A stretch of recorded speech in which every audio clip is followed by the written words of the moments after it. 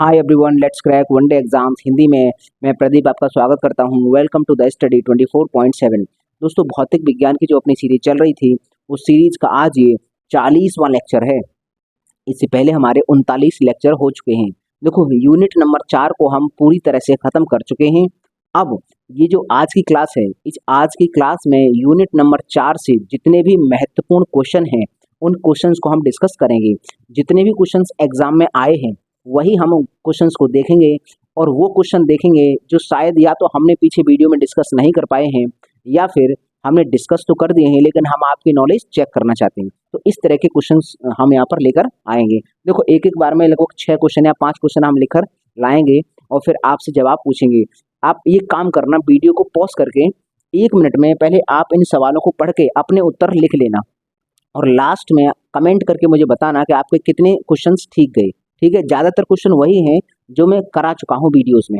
एक आध क्वेश्चन ऐसा हो सकता है जो मैंने पीछे नहीं कराया होगा, तो वो मैं यहाँ करा दूंगा। तो आज की क्लास में हम ये PYQ डिस्कस करने वाले हैं, तो चलिए डिस्कस करते हैं। देखो, पहला ये क्वेश्चन है, यहाँ से देखो, पहला क्वेश्चन है, एक बहुत लंबे समय बाद किसी पुल को असुरक्षित घोषित कर दिया जाता है डैश के कारण। एक बहुत लंबा समय हो जाता है तो कोई पुल है उसको असुरक्षित घोषित कर देंगे कि ये अब सुरक्षित नहीं है। तो इसके पीछे लॉजिक क्या है? तो इसके पीछे लॉजिक देखो, प्रत्यास्थता है कि प्रत्यास्थता श्रांति है कि निम्न दाब है कि उच्च दाब है, इनमें से कौन सा ऑप्शन है? तो देखो, जब आपने प्रत्यास्थता पढ़ा होगा तब मैंने आपको बताया था कि प्रत्यास्थता श्रांति क्या होती है, और मैंने बताया था ये जो प्रत्यास्था श्रांति है वो किस तरह से वस्तुओं को प्रभावित करती है। तो इस जो सवाल है, इस सवाल का जवाब होगा प्रत्यास्थता श्रांति। यदि आप जानना चाहते हो ये प्रत्यास्था श्रांति क्या है, तो मैंने प्रत्यास्था वाली वीडियो पढ़ाई है पीछे, प्रत्यास्था वाली मैंने पीछे वीडियो पढ़ाई है, उस वीडियो को जाकर आप देख सकते हो, वहां पर मैंने इसको डिटेल में बताया है। तो चलो अगला क्वेश्चन देखते हैं। किसी पिंड का गुणधर्म जो अपनी स्थिति से स्वतंत्र रहता है, मतलब एक ऐसा गुण जो वस्तु को कहीं पर भी ले जाओ, किसी भी स्थिति में ले जाओ, उसका गुण उसके अंदर से नहीं बदलेगा, वो क्या होता है? ऑप्शन नंबर 1, घनत्व नहीं बदलेगा, भार नहीं बदलेगा, कि आयतन नहीं बदलेगा, कि सहती नहीं बदलेगी। तो कुल मिलाकर ये जो सवाल है, इस सवाल का जवाब है सहती, क्योंकि ये सहती है ना। अब तुमको ये समझ में ना आए कि ये है क्या चीज़, तो एक बार क्वेश्चन इंग्लिश में भी पढ़ लिया करो, क्योंकि इंग्लिश में क्या होता है कि इंग्लिश में इंग्लिश लिखी है मास, और हम जानते हैं कि द्रव्यमान कहीं पर भी ले जाओ किसी वस्तु को, ब्रह्मांड के किसी भी पॉइंट पर ले जाओ, किसी भी वस्तु का द्रव्यमान कभी नहीं बदलता, ये हम जानते हैं। तो सर इस सवाल का जवाब होगा सहती, क्योंकि इसका मतलब होता है सर द्रव्यमान, इसका मतलब है मास। इंग्लिश में मास लिखा था, लेकिन जब एग्जाम में क्वेश्चन आया था तो एग्जाम में यही ऑप्शन थे, सहती लिखा था। तो मैंने यहाँ पर एक नई बात बताई कि ये जो सहती होती है इसका मतलब ही मास, मतलब द्रव्यमान होता है, द्रव्यमान। ये याद रखना कि द्रव्यमान का एक अलग नाम और होता है, उसको बोलते हैं सहती। ठीक है भाई, अगला क्वेश्चन। पारा कांच को नहीं भिगोता है, क्यों? अगर पारा है वो कांच पर डालेंगे तो वो कांच को भिगोएगा नहीं। इसके पीछे लॉजिक क्या है? इसका पृष्ठ तनाव है, इसका संसंजन है, कि इसका आसंजन है, कि इसकी श्यानता है। मतलब ये है कि ये मान लो कांच है और ये मान लीजिए वो है Hg, तो इसको ये भिगोएगा नहीं मतलब दूर भगाने का प्रयास करेगा। तो एक बार बताओ, ये अगर इसको भिगोएगा नहीं तो किस बल के कारण नहीं भिगोएगा? मतलब ये इससे नहीं चिपकेगा, ये इसके पास नहीं आएगा, तो किस बल के कारण नहीं आएगा? तो देखो, हमने बताया था एक सासंजन और एक आसंजन। सासंजन बताया था समान प्रकार के अणुओं के मध्य लगने वाला बल, और आसंजन बताया था असमान प्रकार के अणुओं के मध्य लगने वाला बल। तो अगर हम मानते हैं कि सर ये Hg है और ये कांच है, तो इसने कांच की बात की और Hg की बात करी, तो कांच का पार्टिकल और Hg के पार्टिकल के मध्य में कौन सा बल लगेगा? आसंजन बल। तो इस सवाल का जवाब होगा आसंजन बल। आसंजन बल के कारण नहीं चिपकता, तो हम यहाँ लिखेंगे आसंजन बल। अगर आपको डिटेल में इसको समझना है कि ससंजन आसंजन क्या है, तो आप पीछे ससंजन और असंजन वाली वीडियो को जाकर देख सकते हैं। अगला क्वेश्चन है हमारा, पारे की बड़ी बूंद को छोटी छोटी बूंदों में तोड़ना कठिन है। एक पारे की अगर बड़ी बूंद होगी तो उसको हम छोटी छोटी बूंदों में अगर तोड़ना चाहेंगे तो नहीं तोड़ पाएंगे, इसको तोड़ना कठिन है। तो भाई इसके पीछे क्या लॉजिक है, पारे की जो बूंद होगी आपस में जुड़ी होगी, आपस में जो जुड़ी रहती है वो किस बल के कारण होती है सर, समान प्रकार के अणु हो गए ना, पारे पारे के अणु, तो उनके बीच में लगेगा सहसंजन बल, और वो इतना मजबूत होता है कि उसको तोड़ना कठिन है। ये भी मैंने आपको बताया था उस सहसंजन असंजन वाली वीडियो में, तो इसको भी आप डिटेल में जाके समझ सकते हो। तो अगर हम बड़ी बूंद है उसको छोटी छोटी बूंदों में तोड़ने का प्रयास करेंगे तो नहीं टूटेगी। क्यों नहीं टूटेगी, क्योंकि सर सहसंजन बल उनका बहुत ज्यादा होता है। मैंने बताया था कि सर पारे का सहसंजन बल बहुत ज्यादा होता है, इसलिए ये टूटेगी ही नहीं, छोटी छोटी बूंदों में नहीं तब्दील होगी। अगला क्वेश्चन है, स्प्रिंग बैलेंस किसके सिद्धांत पर कार्य करता है। देखो स्प्रिंग बैलेंस क्या होता है, एक इस तरह से यंत्र होता है, उसमें एक स्प्रिंग लगी रहती है और वहां पर नंबर्स लिखे रहते हैं 1 2 3 4 5 6 7, मतलब उसमें कोई भार होता है, भार उसको लटका लेते हैं और उसको तौलते हैं, तो वो बताता है 1 किलोग्राम है इसका भार, कि 2 है, 3 है, 4 है, 5 है, इस तरह से। तो जो स्प्रिंग बैलेंस है वो किसी के भार को मापने के लिए एक यंत्र है। तो वो कहेंगे सर स्प्रिंग बैलेंस किसके सिद्धांत पर काम करता है, तो स्प्रिंग बैलेंस में क्या लगी है, स्प्रिंग, और स्प्रिंग खींचती है, इसका मतलब उसमें प्रतिबल आता है, प्रतिबल, और फिर वापस लौट जाती है भार हटाने के बाद, तो ये है प्रत्यास्था का गुण। तो प्रतिबल और प्रत्यास्था और विकृति ये सब कुछ किस में आता है, हुक के नियम के अंतर्गत मैंने पढ़ाए थे आपको। बॉयल का नियम हमने अभी पढ़ा नहीं तो हम जानेंगे भी नहीं, ये केमिस्ट्री में पढ़ेंगे। पास्कल का नियम हमने पढ़ा है, पास्कल का वही वाला द्रव दाब का पास्कल का नियम, एक पॉइंट पर अगर दाब लगाएंगे तो चारों दिशाओं में समान तरीके से दाब बटेगा। बर्नौली की प्रमेय को हमने डिटेल में पढ़ा है पीछे, अगर आप चाहें तो पीछे की वीडियो देख सकते हैं। हुक का नियम, तो इसका मतलब सर हुक का नियम ही है जिस पर स्प्रिंग बैलेंस काम करता है। तो इस सवाल का जवाब है ऑप्शन नंबर सी। अगला है सर, एक गेंद h ऊंचाई से विराम से गिरती है, मतलब मान लीजिए एक गेंद है विराम अवस्था में है, अगर मैं यहाँ से छोड़ दूंगा, h ऊंचाई से गिरी, मान लीजिए ये है h ऊंचाई, यहाँ से बॉल, ये h ऊंचाई है, जब यहाँ जमीन पर टकराई तो टकराने के बाद ये ऊपर उछली, क्योंकि देखा होगा कोई भी बॉल है अगर आप जमीन पर डालोगे तो कुछ उछलती है ना, तो ये उछली, तो उछली कितनी, तो गेंद, तो ये है फर्श पर टकराने के बाद h/4 ऊंचाई, ये जो ऊंचाई है h/4 ऊंचाई तक उछलती है। तो गेंद तथा फर्श के बीच में प्रत्यास्थता, मान लीजिए ये फर्श था तो इसके बीच में प्रत्यास्थता बताना है, प्रत्यास्था गुणांक मतलब ईटा बताना है, तो हमें प्रत्यास्थता गुणांक बताना है। देखो प्रत्यास्था गुणांक का हमने एक फॉर्मूला पढ़ा था, हमने फॉर्मूला पढ़ा था सर माइनस यहाँ पर ए, प्रत्यास्था गुणांक का नहीं, यहाँ एफ वी, ये जो हमने बल पढ़ा था वो पढ़ा था माने ईटा माइनस का eta A D V upon D T, ये हमने एक फॉर्मूला पढ़ा था, हमने बताया था ये है प्रत्यास्था गुणांक। तो इस वाले फॉर्मूले का इस्तेमाल करके यहाँ आंसर आ ही नहीं सकता है सर। प्रत्यास्थता, यहाँ जो प्रत्यास्था निकलेगी वो इस फॉर्मूले से नहीं निकलेगी। जब किसी बॉल को गिराते हैं और उछलती है तो यहाँ एक प्रत्यास्थता गुणांक का अलग फॉर्मूला लगता है, तो हमें कहेंगे प्रत्यास्थता गुणांक, गुणांक इसके लिए एक अलग फॉर्मूला है, उछाल, उछाल, उछाल मतलब कितनी ऊंचाई तक ये उछला है गिरने के बाद वो वाला, और अपॉन वास्तविक, वास्तविक ऊंचाई, ऊंचाई शॉर्टकट में लिखा, और इसको करो अंडर रूट के अंदर, ये होता है फॉर्मूला। अगर हमें निकालना हो कि कोई गेंद है फर्श पर गिराते हैं सर, कितनी ऊंचाई से गिराएंगे वो हम देंगे, वास्तविक इसकी ऊंचाई है, और गिरने के बाद कितनी उछलेगी वो उछाल आ जाएगी। यहाँ रख दो, इस सवाल में आंसर आ जाएगा। प्रत्यास्था गुणांक इस मेथड से भी निकल सकता है, ये मैंने बताया था, इस पर डिपेंडेंट सवाल भी मैंने बताया था, तो ये हम वहीं वीडियो में जाके देखेंगे, लेकिन यहाँ पर एक नई बात है उसको हम सीख सकते हैं। तो देखो सर उछाल कितनी है, उछाल है h/4, तो h/4 ये हमने ऊपर रखा, और अपॉन वास्तविक ऊंचाई कितनी है h, वास्तविक ऊंचाई h है।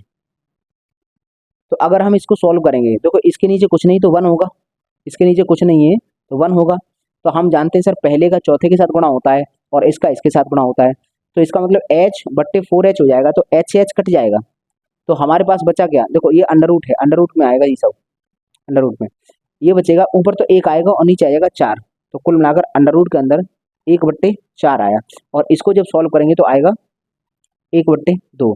तो इस सवाल का जवाब है हमारा सी ऑप्शन 1/2।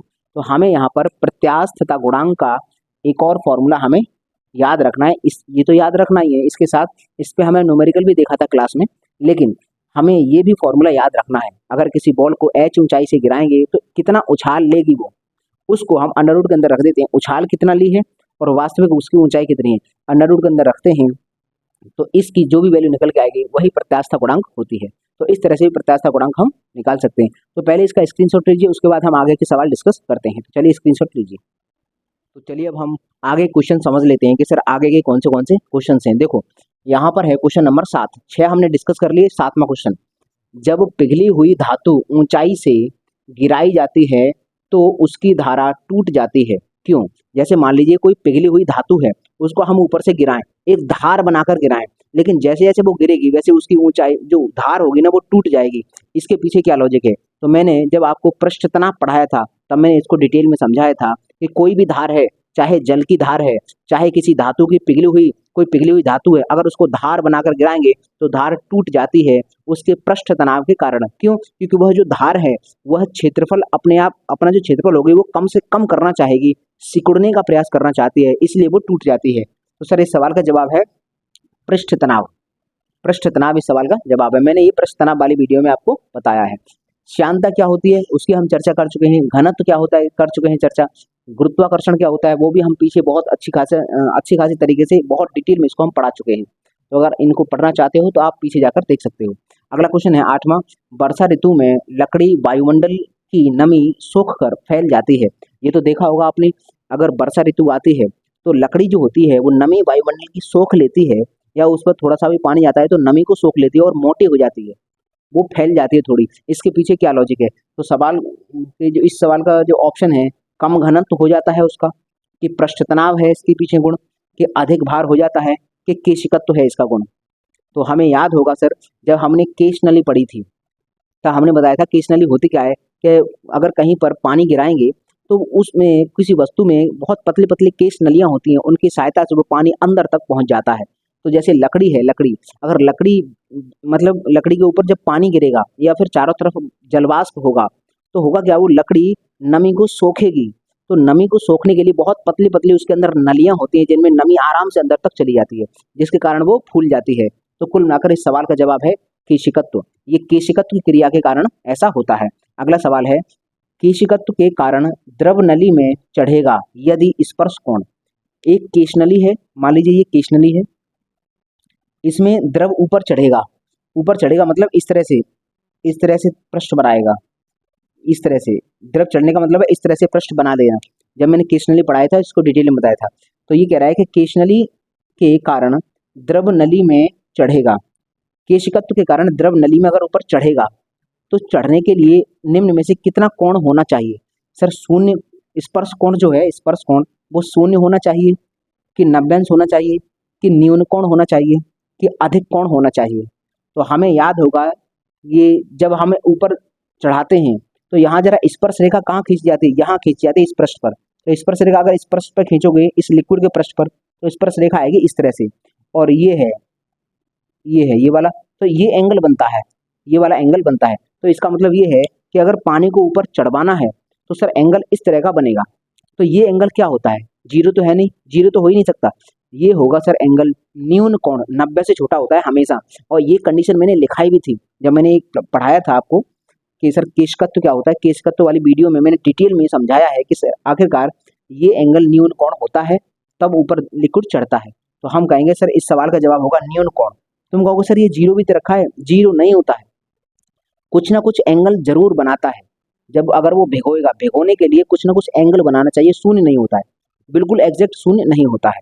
तो कुल मिलाकर ये हमारा आगे सवाल।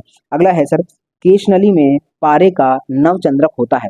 ये है केशनली सर, अगर इसमें हम पारा भर लेंगे, पारा, तो हमने ये भी बताया था आपको कि अगर केशनली में पारा भरेंगे तो पारा इस तरह से हो जाता है। देख, और क्यों हो जाता है इसका लॉजिक हमने उस वीडियो में दिया है। तो केशनली में अगर पारा भरेंगे तो उसका ये है, ऊपर से देखने पर जो आकृति दिखेगी उसको नवचंद्रक कहते हैं। तो ये नवचंद्रक का आकार कैसा है? देखो उत्तल जैसा है, उत्तल है। तो कुल मिलाकर यहाँ कहाँ पे देखो ऑप्शन है उत्तल, अवतल, समतल है कि उभयोतल है। तो यह इसका जवाब है उत्तल। उत्तल इसका आकार होता है, उत्तलाकार होता है। अगला है साबुन के बुलबुले के अंदर दाब होता है। एक साबुन का बुलबुला है, उसके अंदर का दाब पूछ रहा है कितना होता है। ये कह रहा है कि वायुमंडलीय दाब से अधिक होता है, कि वायुमंडलीय दाब से कम होता है, कि वायुमंडलीय दाब के बराबर होता है, कि उपरोक्त में से कोई नहीं। ये बताओ, ये उपरोक्त में से कोई नहीं। तो हम इस सवाल का जवाब याद रखेंगे सर वायुमंडलीय दाब से अधिक होता है। साबुन का कोई बुलबुला है, साबुन का मान लीजिए ये एक बुलबुला है, मैं यहाँ पर इसको हटा रहा हूँ। यहाँ पर एक साबुन का बुलबुला दिखा रहा हूँ। ये मान लीजिए साबुन का बुलबुला है, ये इसकी रेडियस है आर, आर त्रिज्या है। तो साबुन के बुलबुले के अंदर दाब होगा बाहर की तरफ, बाहर से भी एक दाब होगा इसके ऊपर, बाहर से एक दाब होगा और एक अंदर से भी दाब होगा। ये है वायुमंडलीय दाब, वायुमंडलीय दाब। और अंदर से जो दाब लगेगा, अंदर से जो बाहर की तरफ दाब लगेगा, वो दाब होगा इसका आंतरिक दाब। हम इसके दाब को बोलेंगे आंतरिक दाब, आंतरिक दाब, आंतरिक दाब ये होता है। अब हम जानते हैं सर ये बुलबुला है साबुन का, साबुन के पानी घोला है उसमें बुलबुला बनाया है।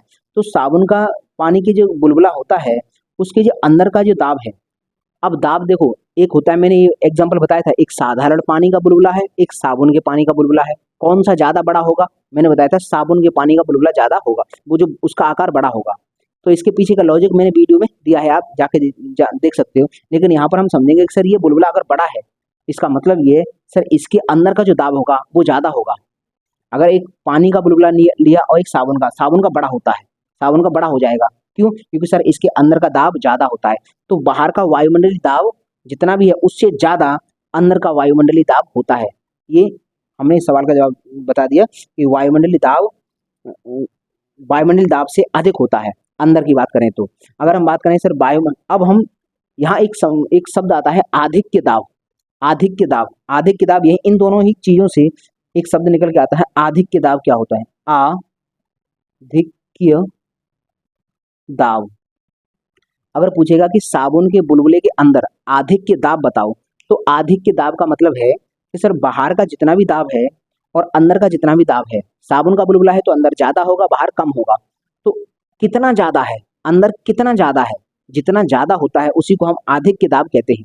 साबुन के बुलबुले का आधिक्य दाब अगर पूछा जाएगा तो हम ये देखेंगे सर ये अंदर का जो दाब है वायुमंडलीय दाब से कितना ज्यादा है, जितना ज्यादा होगा सर वही आधिक्य दाब है। तो हम ये आधिक्य दाब निकालना चाहते हैं, तो आंतरिक दाब माइनस वायुमंडलीय दाब, तो हम लिख सकते हैं आंतरिक दाब माइनस वायुमंडलीय दाब, आंतरिक दाब माइनस वायुमंडलीय दाब। तो कुल मिलाकर ये है। अब इसके लिए एक फॉर्मूला भी होता है सर, आधिक्य दाब का एक फॉर्मूला होता है। तुम कहोगे सर आधिक्य दाब, आधिक्य दाब, इसका फॉर्मूला होता है 2T/R। ये हम याद रखेंगे, ये वाला फॉर्मूला। तुम कहोगे सर यहाँ पर T क्या है? T है पृष्ठ तनाव, ये सरफेस टेंशन है। R क्या है? इसकी त्रिज्या है कि आखिरकार ये साबुन का बुलबुला है तो इसकी रेडियस कितनी है। तो हम या तो हमको डायरेक्ट इस वाले फॉर्मूले से दे देगा कि वायुमंडलीय दाब इतना है, अंदर इसका दाब इतना है, तो आधिक्य दाब बताओ, तो हम घटा लेंगे आराम से, अंदर के दाब में से बाहर का दाब घटा देंगे, आ जाएगा। लेकिन अगर वो पृष्ठ तनाव की और इसकी रेडियस की बात कर देगा तो फिर हम आधिक्य दाब का ये फॉर्मूला लगाएंगे। और आधिक्य दाब क्या होता है वो हम जानते हैं कि बाहर से अंदर कितना ज्यादा है वही आधिक्य दाब है। फॉर्मूला होता है डायरेक्ट ये 2T/R, R मतलब त्रिज्या इसकी और T मतलब पृष्ठ तनाव। तो अब हम इस सवाल का जवाब हुआ ये वाला, वायुमंडलीय दाब से अधिक। हम अगला देखते हैं क्वेश्चन नंबर 12 है, शीशे के छर्रे बनाने में प्रयोग किया जाता है। शीशा होता है उसके छर्रे बनाने हैं, गोल गोल छर्रे। तो एक मैंने बताया था कोई भी लिक्विड है वो अपनी गोल आकृति धारण करता है, किसके कारण? उसमें जो गुण लगता है वो है पृष्ठ तनाव। मैंने बताया था सर यहाँ वायुमंडलीय दबाव भी लगता है थोड़ा सा। मैंने बताया था 80% अगर पृष्ठ तनाव है तो 20% वायुमंडलीय दाब होता है। वायुमंडलीय दाब का कम प्रभाव होता है लेकिन ज्यादा प्रभाव है पृष्ठ तनाव का। पृष्ठ तनाव के कारण वो अपने आकार को बहुत कम करना चाहेगा और गोल आकृति धारण कर लेता है। तो अगर हम बात करें सर शीशे के छर्रे बनाए जा रहे हैं, छर्रे गोल होते हैं, तो अगर छर्रे बनाए जाए तो क्या होगा? द्रव शीशे का विशिष्ट भार होगा, इसके कारण वो छर्रे बनते हैं। कि द्रव शीशे का विशिष्ट गुरुत्व होगा, इसके कारण बनेंगे। कि द्रव शीशे का पृष्ठ तनाव होगा, इसके कारण बनेंगे। कि द्रव शीशे की संपीड्यता होगी। तो यहाँ हम बात करेंगे सर यहाँ पर पृष्ठ तनाव की बात चल रही है, ये सरफेस टेंशन के कारण ही वह गोल आकृति धारण करता है।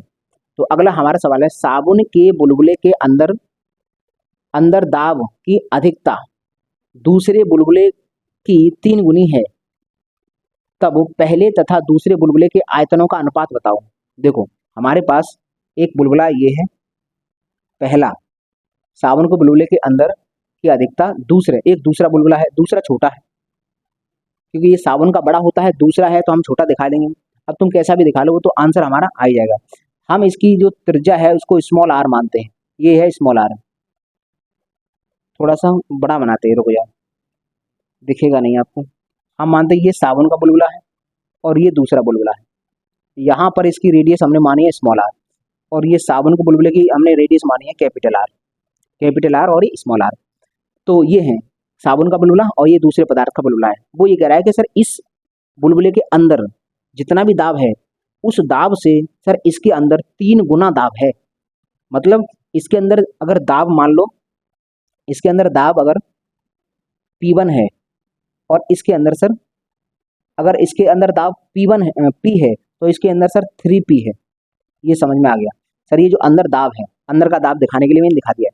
वो ये कह रहा है कि एक गोला है, एक वो है बुलबुला, इसके अंदर जितना भी दाब है सर इससे 3 गुना दाब इसके अंदर है।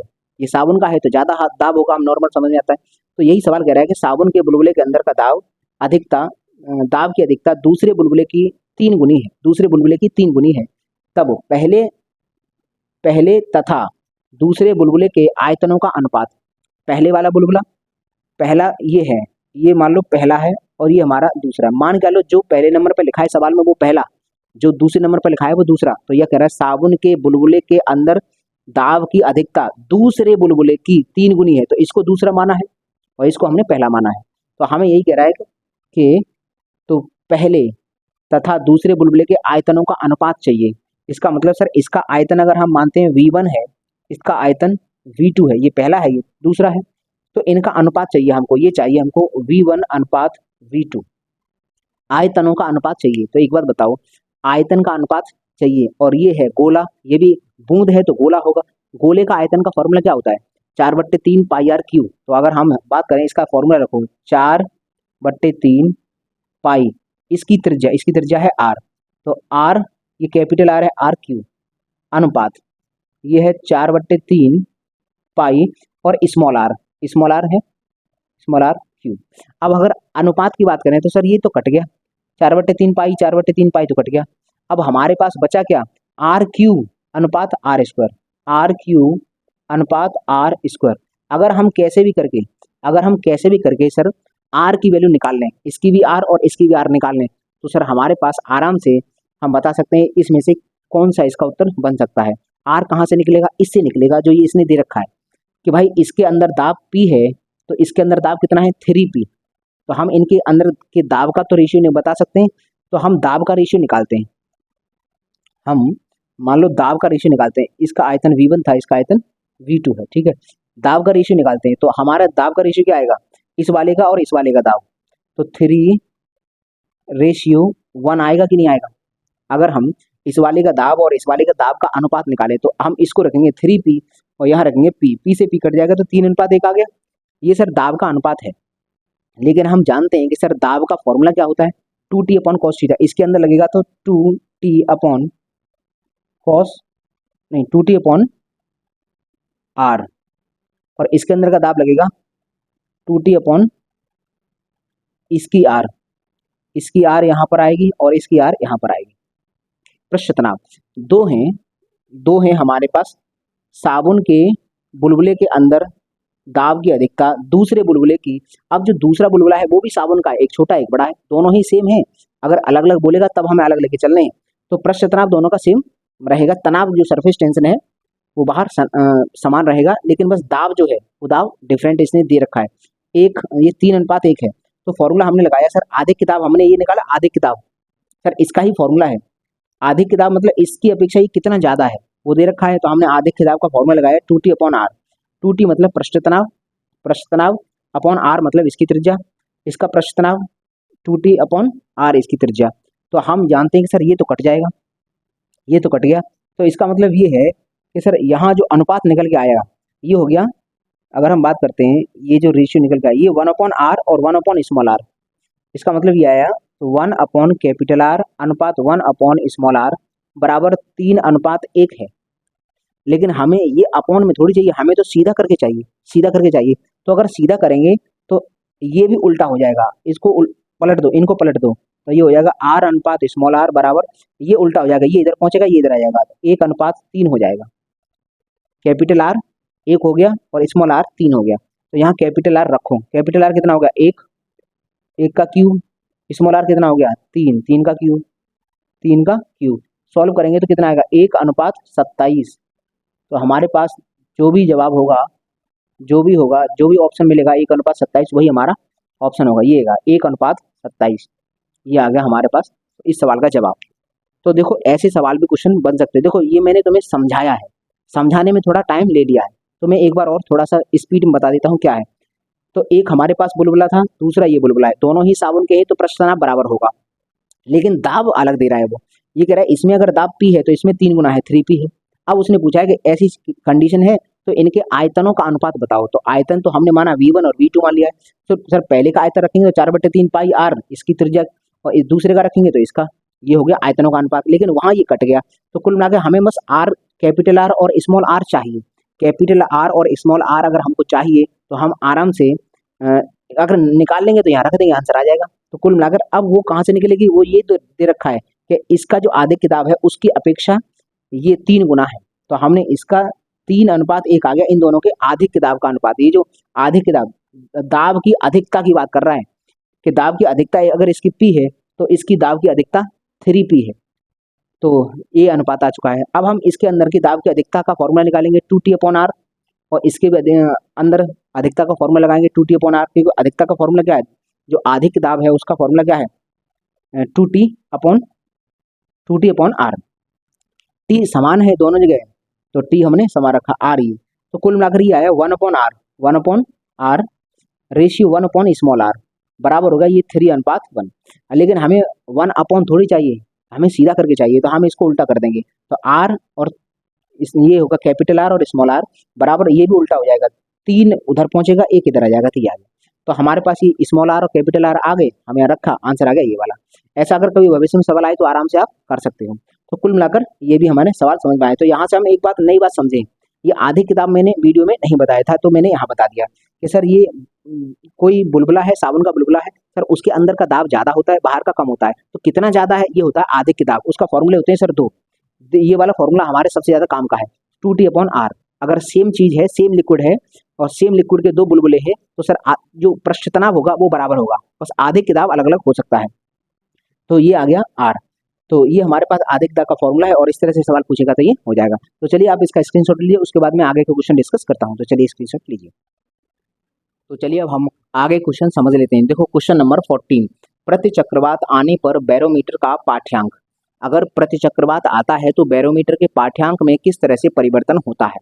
इसको हमने बहुत डिटेल में पढ़ाया था, वायुमंडलीय दाब जब हमने पढ़ाया था तब हमने बताया था कि आंधी कब आती है, तूफान और चक्रवात या प्रति चक्रवात, या फिर मौसम कब साफ रहता है, या वर्षा कब होती है, ये सब कुछ हमने बहुत डिटेल में चर्चा की है। यदि आपको डिटेल में इस क्वेश्चन को डिटेल में समझना चाहते हो तो आप दाब वाली, जो वायुमंडलीय दाब वाली वीडियो है उसको जाकर देख सकते हो। इस सवाल का वैसे जवाब है सर धीरे धीरे ऊपर उठता है, इसका मतलब मौसम साफ रहने का अनुमान है। तो हम कहेंगे कि सर बैरोमीटर का पाठ्यांक जब धीरे धीरे ऊपर उठता है तब प्रति चक्रवात आता है। आखिरकार प्रति चक्रवात होता क्या है, वो मतलब अगर ये समझना चाहते हो तो वो उस वीडियो में जाके आप समझ सकते हो। अगला क्वेश्चन है, एक लकड़ी का गुटका 2/3 जल में डूब कर तैर रहा है, तो इसका आपेक्षिक घनत्व बताओ। आपेक्षिक घनत्व पूछा है। देखो जैसे मानते हैं कि ये हमारे पास जल है और ये लकड़ी का गुटका है, ये जल में डूबा हुआ है, 2/3 भाग जल में डूबा हुआ है। इसका मतलब पता है क्या है कि अगर इसका टोटल 3 भाग हैं तो 1 भाग ऊपर है और 2 भाग जल में है, इस तरह से है। ये कह रहा है कि गुटका है, उसका 2/3 भाग मतलब 3 में से 2 भाग जल के अंदर डूब कर तैर रहा है, तो बताइए इसका आपेक्षिक घनत्व कितना होगा।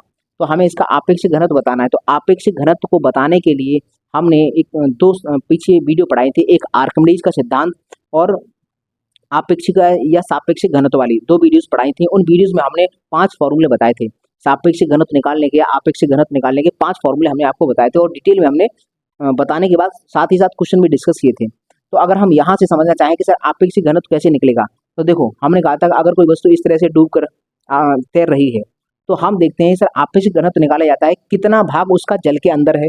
तो इसका है 2 भाग जल के अंदर है, जितना भाग जल के अंदर होता है वो हम लिखते हैं, और इसके अपॉन में लिखते हैं उसका टोटल भाग। वो टोटल कितना भाग है इसका, तो टोटल है सर इसका 3 भाग, तो हम यहाँ 3 लिखेंगे। आंसर आ गया सर 2/3। तो कहाँ पर है, बी ऑप्शन, बी ऑप्शन है। ये बहुत आसान सवाल है, बहुत आसान सवाल है। ऐसे सवाल भी हमने डिस्कस किए थे उस क्लास में।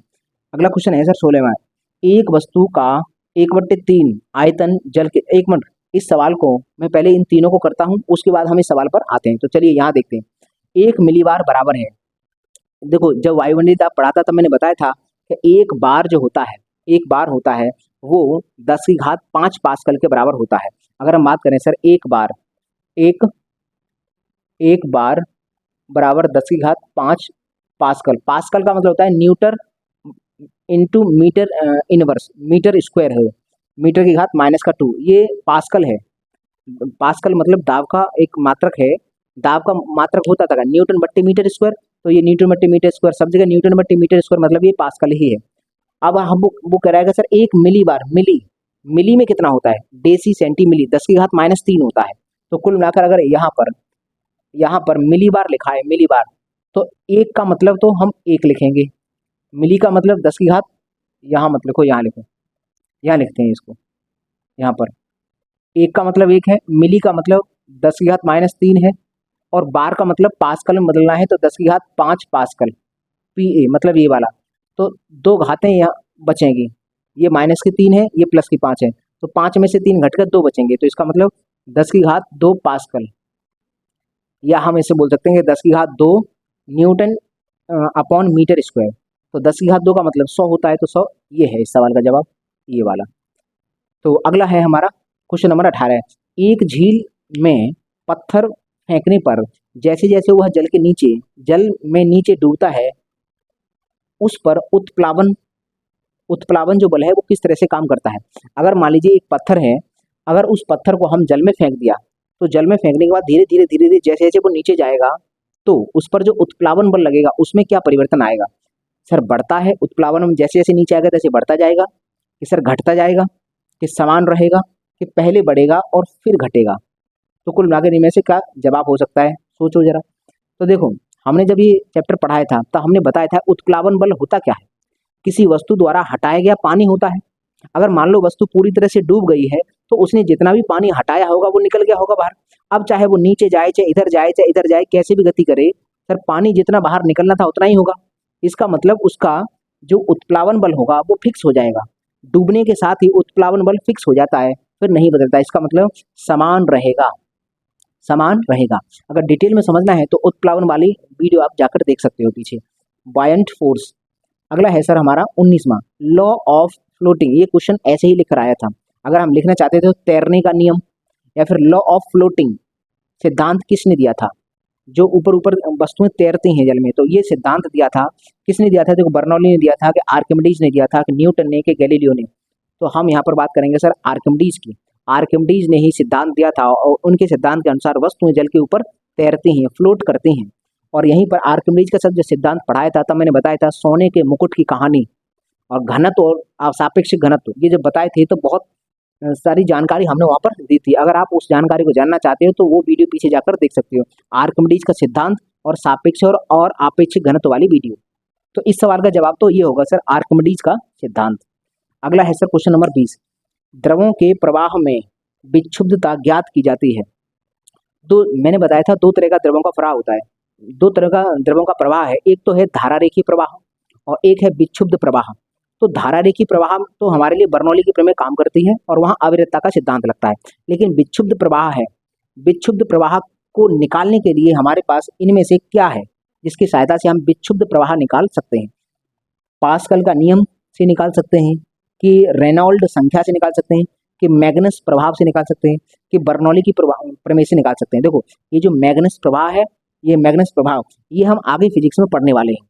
बर्नौली की प्रमेय हम पढ़ चुके हैं और पास्कल का नियम पढ़ चुके हैं। रेनॉल्ड संख्या, ये एक रेनॉल्ड संख्या, एक रेनॉल्ड नाम का व्यक्ति था, उसने इस संख्या को दिया था और इसकी सहायता से ज्ञात किया जाता है किसी द्रव की विक्षुब्धता कितनी है। तो यह द्रव की विक्षुब्धता ज्ञात करने के लिए रेनॉल्ड संख्या का इस्तेमाल किया जाता है, ये याद रखना डायरेक्ट, ठीक है। तो चलिए अब हम इस सवाल पर आते हैं। एक वस्तु का 1/3 आयतन जल के बाहर है, मतलब हम जैसा ये बोलता वैसा करते हैं। मान लो एक वस्तु है और ये जल में तैर रही है इस तरह से। जल के बाहर कितना, ये बाहर वाला पोर्शन दे दिया, बाहर वाला पोर्शन कितना है भाई, ये है 1/3। तो सर अंदर वाला कितना होगा, अंदर वाला होगा 2/3। ठीक है, इतनी बात थी, हमने ये चित्र बना लिया। अगला है तथा 3/4 भाग एक द्रव के बाहर है। अच्छा, इसी चीज को एक लिक्विड में डाल दिया, दूसरा एक द्रव है, ये जल है, ये जल है H2O, और ये है द्रव।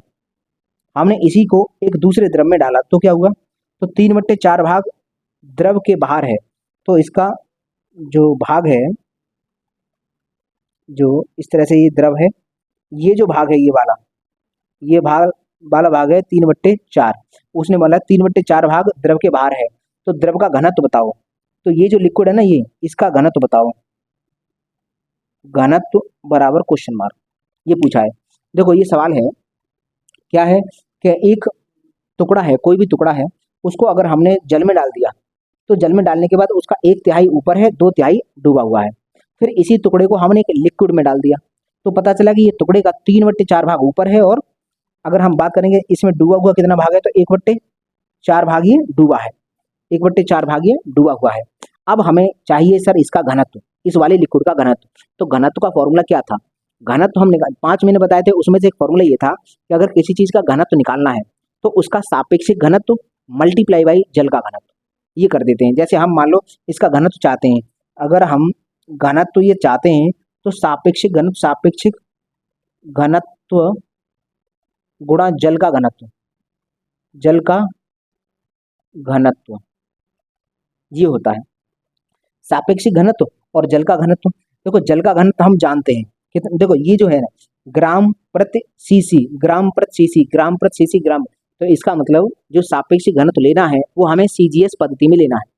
तो हमें सीजीएस पद्धति में जल का घनत्व कितना होता है, 1 ग्राम प्रति सीसी। तो यस सर, यहाँ तो हम 1 रख सकते हैं, 1, लेकिन सर सापेक्षिक घनत्व अगर कैसे भी आ जाए तो यहाँ रख के हमारा सवाल हो जाएगा। अगर हमारे पास कहीं से भी सर सापेक्षिक घनत्व निकला है तो हम यहाँ रखेंगे, और जल का घनत्व जो होता है सीजीएस पद्धति में वो 1 होता है, मल्टीप्लाई करके आंसर आ जाएगा। तो अब हमारा मेन टारगेट है सर सापेक्षिक घनत्व निकालना इस द्रव का। अब द्रव का सापेक्षिक घनत्व कैसे निकलता है, द्रव का सापेक्षिक घनत्व, घनत्व बराबर ये होता है कि कोई पदार्थ है, हमने कहा था कि एक लकड़ी के टुकड़े का हमने एग्जांपल दिया था जब हमने वीडियो में पढ़ाया था। लकड़ी के टुकड़े को पानी में डाला, फिर लकड़ी के टुकड़े को जल में डाला, तो हम देखेंगे सर पानी में डालने के बाद कितना भाग उसका जल में डूब गया, जितना भाग जल में डूब गया वो रखते हैं ऊपर, 2/3 इसका जल में डूब गया था। और अगर हमने इस लिक्विड में डाला है तब कितना भाग डूबा है, तो ये है सर 1/4 भाग, क्योंकि 3/4 ऊपर है, तो 1/4। इसको सॉल्व कर लो, ये है द्रव का सापेक्षिक घनत्व। जरा सॉल्व करो, सॉल्व करने के बाद क्या आएगा, देखो ये 4 का गुणा हो जाएगा ऊपर, तो 4 दूनी 8, 8/3 होगा, 8/3। तो अब अगर तुम यहाँ पर 8/3 रखोगे, 8/3 तो कितना आ जाएगा, इस सवाल का जवाब हो गया 8/3 ग्राम प्रति सीसी, 8/3 ग्राम प्रति सीसी। कहाँ पर है, ये गया 8/3 ग्राम प्रति सीसी, ये हो गया इस सवाल का जवाब। तो देखो ये तो मैंने थोड़ा जल्दबाजी में बता दिया, लेकिन अगर आप इसको डिटेल में और आराम से समझना चाहते हो तो हम इस चीज को समझ सकते हैं जाके आगे, जो हमने पिछली जो वीडियोस बताई हैं, घनत्व, सापेक्षिक घनत्व क्या है, आपेक्षिक घनत्व क्या है, और घनत्व क्या है, और आर्किमिडीज का सिद्धांत क्या है, उन वीडियोस को देख लोगे तो ये सवाल बहुत आसान लगेंगे। उसमें मैंने 5 फॉर्मूले आपको बताए थे। तो चलिए हम इतने ही सवालों का डिस्कशन करते हैं, क्योंकि ज़्यादा सवालों का डिस्कशन करेंगे तो ये वीडियो बड़ी हो जाएगी। आप भी सवाल ढूंढना, प्रीवियस ईयर क्वेश्चन देखना, और यूनिट नंबर 4 में मैंने जितने भी टॉपिक पढ़ाए हैं उनसे सवाल करने की कोशिश करना। इस बात की गारंटी है एक भी सवाल ऐसा नहीं होगा जो आपसे ना निकले, कुछ एक सवाल नए मिलेंगे तो वो आप अपने नोटबुक में अपने आप लिख ले उसको, ठीक है भाई। तो यही होता है पढ़ने का तरीका, कि जितना मास्टर ने बता दिया उतना तो हमको याद ही है, लेकिन सर मास्टर के अलावा ऐसा हो नहीं सकता कि मैं सब कुछ बता दूं। लेकिन हाँ ये है कि एग्जाम में जितना आएगा उतना मैं बहुत कुछ मैं बता के चल रहा हूँ, लेकिन इसके बावजूद भी कुछ बातें छूट सकती हैं। तो अगर बाई चांस कभी भविष्य में आपको एक नया सवाल मिल जाए, घनत्व से ही मान लो ऐसा सवाल मिल गया जो मैंने नहीं बताया था, तो ये मत सोचना कि मास्टर ने हमारे साथ धोखा कर दिया। मास्टर ने धोखा नहीं, मास्टर ने पूरा पढ़ाने की कोशिश की है, लेकिन अगर तुम्हें कोई नई चीज मिल जाती है तो उसको आप अपने नोट्स में लिख लो। वहाँ पर दिमाग पर प्रेशर देने की कोई बात नहीं है, या मास्टर को कोसने की कोई बात नहीं है। वहाँ पर एक अच्छा स्टूडेंट वही करेगा, नई चीजों को लिख लेगा, मास्टर को कोसने नहीं बैठ जाएगा अगर उन्होंने नहीं मुझे बताया। तो कुल मिलाकर ये ऐसा करना। तो कुल मिलाकर ये हमने 20 क्वेश्चन का डिस्कशन किया है, केवल 20 क्वेश्चन का डिस्कशन किया है। इसके बाद बहुत सारे क्वेश्चन हो सकते हैं, लेकिन हम उन क्वेश्चन को डिस्कस नहीं कर रहे हैं। तो चलिए मुझे दीजिए इजाजत, मैं मिलूंगा आपको अगली वीडियो में, तब तक के लिए नमस्कार दोस्तों।